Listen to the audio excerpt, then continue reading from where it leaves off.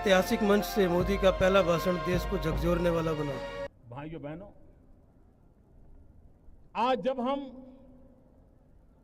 बलात्कार की घटनाओं की खबरें सुनते हैं, हमारा माथा शर्म से झुक जाता है। लोग अलग अलग तर्क देते हैं, हर कोई मनोवैज्ञानिक बनकर के अपने बयान देता है, लेकिन भाइयों बहनों, मैं आज इस मंच से मैं उन माताओं और उनके पिताओं से पूछना चाहता हूं, हर मां बाप से पूछना चाहता हूं कि आपके घर में बेटी 10 साल की होती है, 12 साल की होती है, मां और बाप चौकन्ने रहते, हर बार पूछते हैं कहां जा रही हो, कब आओगी, पहुंचने के बाद फोन करना। बेटी को तो सैकड़ों सवाल मां बाप पूछते हैं, लेकिन क्या कभी मां बाप ने अपने बेटे को पूछने की हिम्मत की है?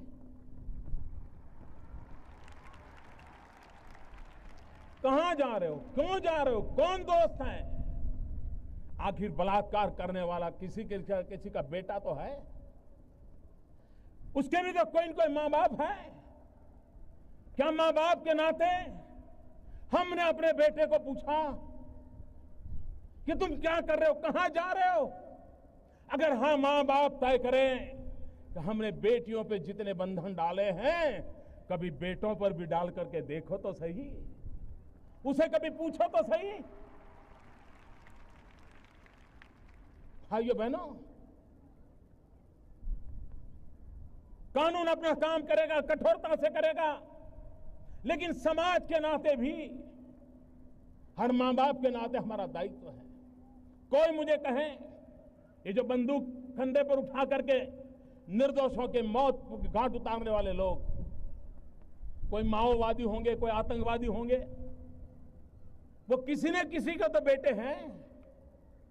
मैं उन मां बाप से पूछना चाहता हूं, क्या आपके बेटे से कभी इस रास्ते पर जाने से पहले पूछा था कभी आपने? हर मां बाप जिम्मेवारी ले।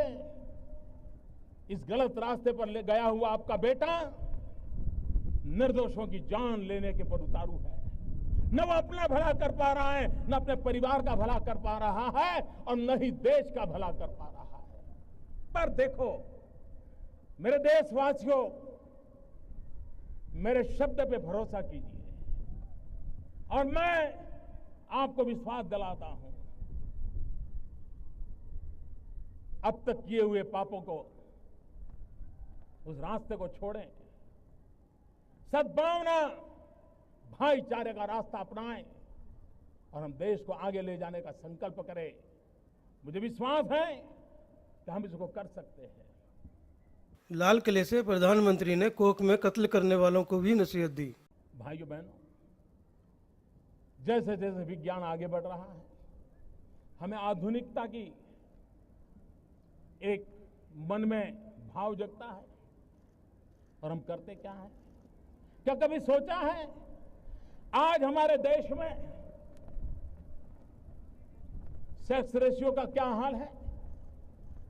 1000 लड़कों के सामने 940 बेटियां पैदा होती हैं। ये समाज में असंतुलन कौन पैदा कर रहा है? ईश्वर तो नहीं कर रहा है। मैं उन डॉक्टरों से अनुरोध करना चाहता हूं, आपकी तिजोरी भरने के लिए किसी मां के गर्भ में पल रही बेटी को मत मारिए।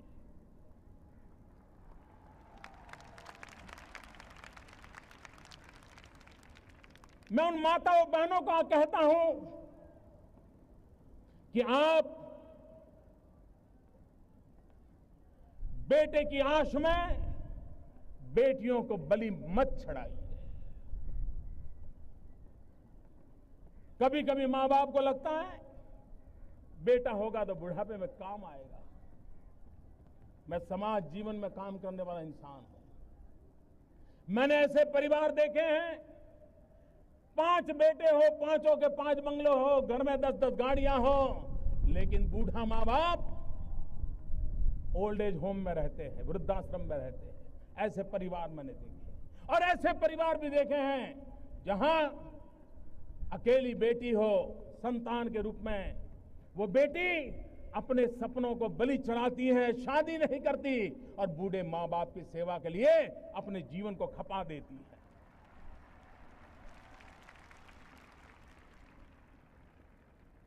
यह असमानता मां के गर्भ में बेटियों की हत्या, ये 21वीं सदी के मानव का मन कितना कलुषित, कलंकित, कितना दाग भरा है, उसका प्रदर्शन कर रहा है। इससे हमें मुक्ति लेनी होगी और यही तो आजादी के पर्व का हमारे लिए संदेश है। अभी राष्ट्रमंडल के खेल हुए, भारत के खिलाड़ियों ने भारत को गौरव दिलाया है। करीब 64 जीतने हमारे खिलाड़ी मेडल लेके आए हैं, लेकिन उसमें 29 बेटियां हैं। गर्व करें और ताली बजाइए उन बेटियों के लिए।